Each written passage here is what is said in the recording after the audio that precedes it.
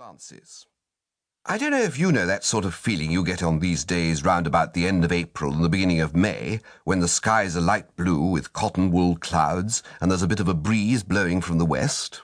A kind of uplifted feeling, romantic if you know what I mean. I'm not much of a ladies' man, but on this particular morning it seemed to me that what I really wanted was some charming girl to buzz up and ask me to save her from assassins or something. So that it was a bit of an anticlimax when I merely ran into young Bingo Little, looking perfectly foul in a crimson satin tie decorated with horseshoes. "Hullo, Bertie," said Bingo. "My God, man," I gargled. "The cravat, the gent's neckwear. Why? For what reason?" "Oh, the tie." He blushed. I was given it." He seemed embarrassed, so I dropped the subject. We toddled along a bit and sat down on a couple of chairs by the Serpentine. "Jeeves tells me you want to talk to me about something," I said. "Eh?" said Bingo with a start. "Oh, yes. I waited for him to unleash the topic of the day, but he didn't seem to want to get going. Conversation languished. He stared straight ahead of him in a glassy sort of manner. "I say, Bertie," he said, after a pause of about an hour and a quarter. "Hello. Do you like the name Mabel?" "No." "No?" "No." "You don't think there's a kind of music in the word, like the wind rustling gently through the treetops?" "No." He seemed disappointed for a moment, then cheered up. "Of course, you wouldn't. You always were a fat-headed worm without any soul, weren't you?" "Just as you say. Who is she? Tell me all."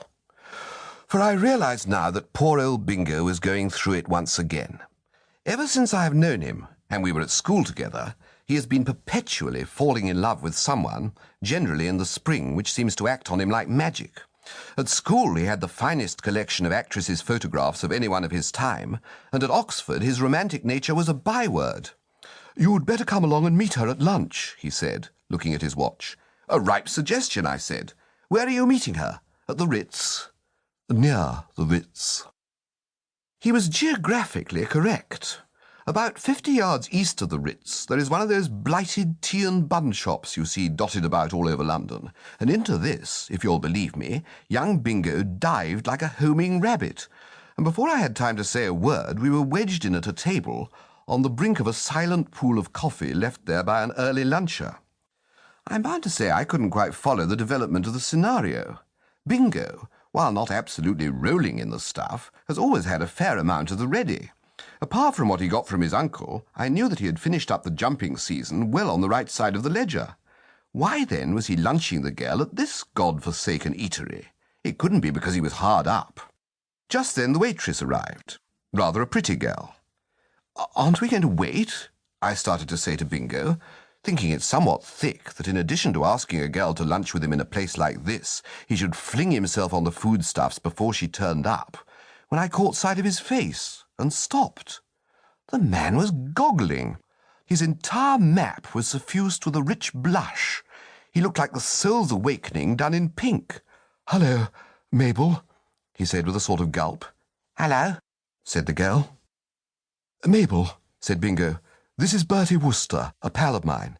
"Pleased to meet you," she said. "Nice morning." "Fine," I said.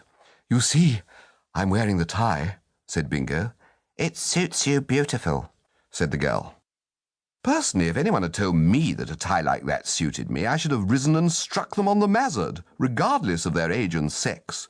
But poor old Bingo simply got all flustered with gratification and smirked in the most gruesome manner. "Well, what's it going to be today?" asked the girl, introducing the business touch into the conversation. Bingo studied the menu devoutly. "I'll have a cup of cocoa, cold veal and ham pie, slice of fruit cake, and a macaroon. Same for you, Bertie." I gazed at the man, revolted. That he could have been a pal of mine all these years and think me capable of insulting the old tum with this sort of stuff cut me to the quick. "Or how about a bit of hot steak pudding with a sparkling limado to wash it down?" said Bingo. "You know, the way love can change a fellow is really frightful to contemplate. This chappie before me, who spoke in that absolutely careless way of macaroons and limado, was the man I had seen in happier days telling the head waiter at Claridge's exactly...